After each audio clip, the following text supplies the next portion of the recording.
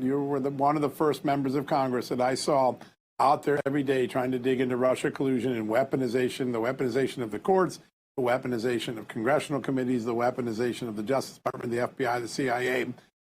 We now have some new evidence about Jack Smith in Arctic Frost, probably the most troubling of all the investigations.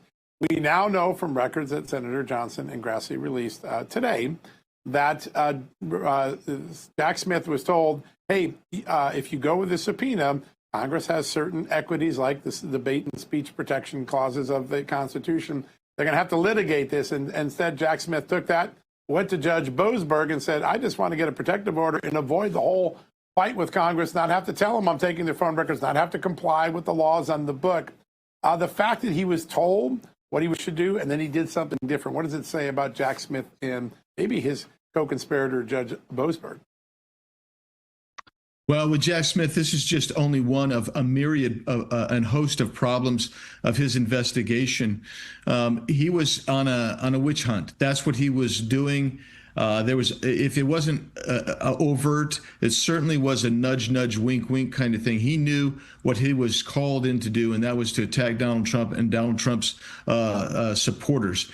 And he did so. The fact that he was told that he had to probably go get some litigate the equities and protect the rights of the senators and members of Congress who are protected under the Constitution, and he failed to do so, is just one more black mark against Jack Smith. But here's the thing that really has been grinding me for some time, and that is Judge Boasberg.